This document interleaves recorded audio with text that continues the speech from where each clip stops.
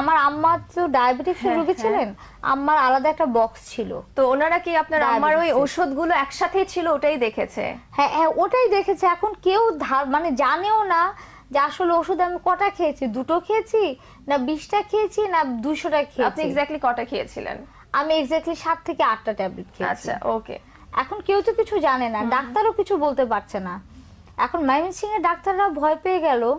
আমার যেটা ধারণা যে তারা ওখানে রাখতে চায়নি, যে ভাই সেলিব্রিটি মানুষ, কোনো যদি আল্লাহ না করুক কিছু একটা যদি হয়ে যায় তাহলে তো আমাদের হাসপাতালে ভাঙচুর হয়ে যাবে। তো ওরাও আসলে, ওদেরও দোষ না, ওরাও সচেতনতা দেখাতে গিয়ে, বেশি সচেতনতা দেখাতে গিয়ে পাঠিয়ে দিল ঢাকাতে। আর এর মধ্যে কোথা থেকে যেন একটা বাইরের থেকে একটা আওয়াজ উঠে গেল যে আমি ট্যাবলেট খেয়েছি 60 থেকে 70টা। ঢাকায় আসার পর আমাকে আমার ফ্যামিলি ডক্টর যিনি আছেন, যিনি আমাদের রেগুলার দেখেন, উনি সরাসরি আমরা ল্যাবেডে চলে গেলাম। উনিও তো জানেন না যে আসলে কয়টা ট্যাবলেট খেয়েছি। উনিও তাড়াতাড়ি আইসিইউতে আগে। এখন আইসিইউ শুনলেই আমরা ভাবি যে না জানি কি, আইসিইউ মানে একটা মানুষ মারা যাচ্ছে। খুবই স্বাভাবিক, ওরকমই একটা আমাদেরও ধারণা হয়ে গেছে আমাদের সিরিয়াস কিছু হয়ে গেছে। যেই আইসিইউতে ঢোকানো হলো, এখন তো সাংবাদিকরা আরো মাথা নষ্ট, এবং যারা আমার শ্রোতা যারা আছে, জনগণ যারা আছে, তারাও ভাবছে যে ন্যান্সি শেষ, ও তো আত্মহত্যা করতে নিছিল বা কিছু একটা হয়েছে। আইসিইউতে একদিন ছিলাম, একদিন পরে আমাকে কেবিনে শিফট করলো। কেবিনে শিফট করার পর ডাক্তার হেসে জিজ্ঞেস করছে আমাকে যে কি আরো কি কিছুদিন থাকবেন নাকি। তো আমি বললাম যে না ভাই, এমনিতেই এই হাসপাতালে একদিন থেকেই নিজেকে রোগী মনে হচ্ছে, আর থাকতে চাই না, বাসায় যেতে চাই। তখন আমার কাছে জানতে চাইলো যে আসল ঘটনাটা কি, বলেন তো কি হয়েছিল। ডাক্তারও তো জানেন না। তখন বললাম যে এই ঘটনা। বলে আপনি এই ঘটনা বলছেন না, এতদিনে দেখেন পত্রিকাতে নিউজ টিউজ হয়ে একাকার অবস্থা। ওই মুহূর্তে এরকম ঘটনা ঘটছে, তখন ভাইয়ার রিয়াকশন কি, বা কি মনে হচ্ছিল, কি করবেন? হয় না কিং কর্তব্য বিমূঢ় হয়ে যায় যেটা আমরা বলি, তো আপনার কি অবস্থা ছিল? প্রথম কথা হচ্ছে আমি ওই টাইমে পত্রিকা, পেপার পত্রিকা এগুলো কিছু পড়ি নাই। আচ্ছা। ও রিলিজ পাওয়ার আগ পর্যন্ত বাইরে থেকে বিভিন্ন বন্ধু বান্ধব, আম্মু আব্বু আত্মীয় স্বজন ওরা বলতেছিল যে এরকম এরকম অনেক লেখালেখি হচ্ছে। আপনি হসপিটালাইজ থাকা অবস্থায় আপুর সাথেই ছিলেন হসপিটালে? আমি সবসময় সঙ্গেই ছিলাম। আমি হাসপাতাল থেকে বেরিয়ে হইনি, একসঙ্গে বের হয়েছি। ওকে। তো প্রথম কথা ওইসব দেখতে যাইনি আমি, কারণ দেখতে গেলে ওইদিকে একটা আমার মনোযোগ যাবে, কিংবা মাথায় অন্যরকম চিন্তা আসবে, অনেক ধরনের নোংরা কথাবার্তাও আসছে ওই সময়। ওর কিছু হবে না এটা আমি জানতাম।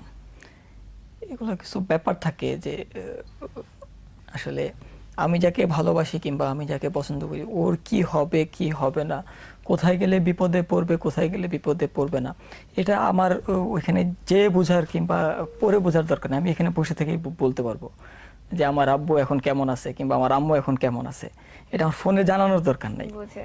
ঠিক ওইরকমই ওর ব্যাপারটা আসলে কি হবে এটা আমি জানতাম। তবে টেনশন, হ্যাঁ অনেক টেনশনে আমার সময়টা কাটছে।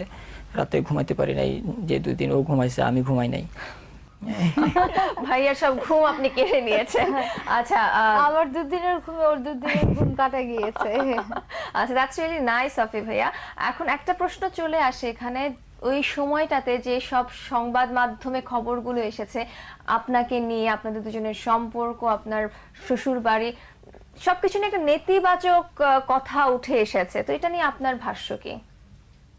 তুমি বলো। এটার উত্তর নিচ্ছি ছোট্ট একটি বিরতি। আচ্ছা প্রিয় দর্শক, আরো একটি বিরতি নেওয়ার সময় হয়ে গিয়েছে। আরো অনেক কিছু আমরা জানবো আমাদের এই প্রিয় মানুষের কাছ থেকে। আমাদের সাথে থাকুন, ফিরছি কিছুক্ষণের মধ্যে।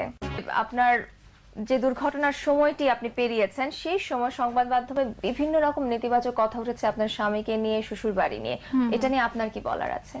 নিন্দা জানানোর ভাষা আমার নেই। যে মানুষটা আমার পাশে আগেও ছিল, এবং যে মানুষটা আমি ডিভোর্সি, এক বাচ্চার মা জানার পরও আমার হাতটা শক্ত করে ধরেছিল এবং এখনো শক্ত করে ধরে আছে, এবং এখনো টিভি সেটে আমার পাশেই বসে আছে, তাকে নিয়ে যখন কথা হয় তখন সত্যি নিজের উপর নিজের ঘেন্না লাগে। আমার শাশুড়িকে নিয়ে, শ্বশুর বাড়ি নিয়ে কথা উঠেছিল যে শ্বশুর বাড়ি নাইলাকে নিয়ে গেছে।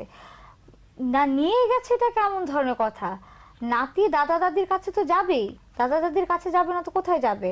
আমার এখনো মনে আছে বিয়ের পর শুরুর দিকে আমাদের, মানে ওর এলাকা তো এখন আমারই এলাকা, অনেকেই একটু, যারা আমার খুব ভক্ত, তারা একটু নাক সিটকে, ও ছেলেকে আর কাউকে পেলেন না, এক বাচ্চার মা সহই বিয়ে দিতে হলো, এতই বিপদে পড়েছিলেন, এ ধরনের কথা আমার শাশুড়িকে শুনতে হয়েছে।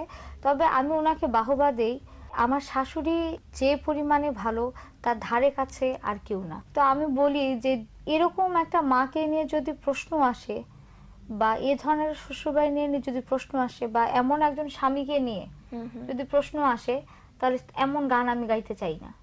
আপনি নিজেকে কিভাবে আইডেন্টিফাই করার একটা বিষয় থাকে, নিজের সত্তাটাকে বোঝার একটা জায়গা তৈরি হয় মাঝে মাঝে। নিজেকে কি শুধু একজন মেয়ে বা একজন স্ত্রী বা একজন মা বা ছেলের বউ যেভাবে হোক এই রিলেশনশিপ গুলোর মধ্যেই আবদ্ধ রাখতে স্বাচ্ছন্দ্য বোধ করছেন, নাকি আপনি একজন শিল্পী সেটাই সবচেয়ে বেশি প্রাধান্য পায়? আমার কাছে এই ঘটনার আগ পর্যন্ত নিজেকে শিল্পী হিসেবে ভাবতেই বেশি ভালো লাগতো, কিন্তু যে দুর্ঘটনাটা ঘটে গেল, এই দুর্ঘটনার পরে আমি প্রথমে নিজেকে বাড়ির বউ হিসাবে দেখতে পছন্দ করব। আরেকটা জিনিস আমি আজকে ক্লিয়ার করতে চাই, শুরু থেকে আমাকে অনেকেই প্রশ্ন করতো যে আপনি কি রাজনীতিতে সক্রিয় হবেন কিনা। আমি সবসময় বলে এসেছি, ভাই আমি গানের মানুষ, গান করছি, গানেই ভালো আছি, রাজনীতিতে টানা হেঁচড়া করা কেন।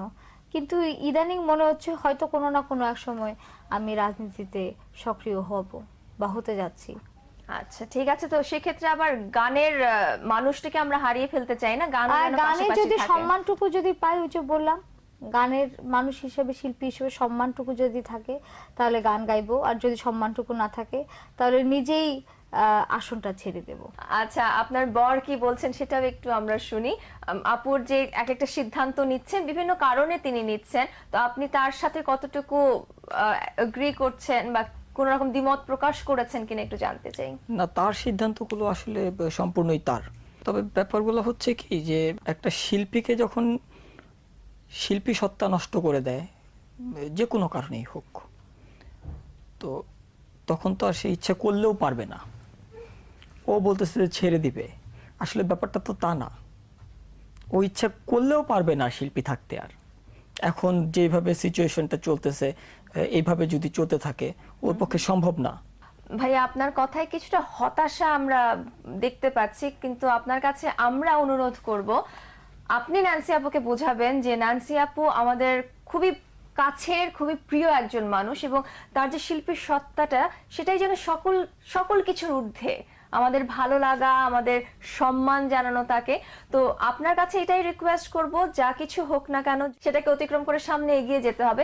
But as a life partner আপনি যেভাবে এই কয়েকদিন সাপোর্ট করে গিয়েছেন, আগামীতে যেন আপনি সাপোর্টটা করে যান, এবং কণ্ঠশিল্পী ন্যান্সি যেন সব সময় হাস্যোজ্জ্বল ভাবে আমাদের সামনে উপস্থিত হতে পারে। এটা অবশ্যই আমি এটা নিজে ব্যক্তিগতভাবে এটা চাই যে ও যেন মৃত্যুর আগ পর্যন্ত কণ্ঠশিল্পী ন্যান্সিই থাকে। আমাদের অনুষ্ঠানের শেষ প্রান্তে আমরা চলে এসেছি, তো আমি বিদায় নিচ্ছি দর্শকের কাছ থেকে, কিন্তু আপনি যে শেষ কথাটি বললেন জায়েদ ভাই, আপনি চেষ্টা করবেন সেটা ধরে রাখার।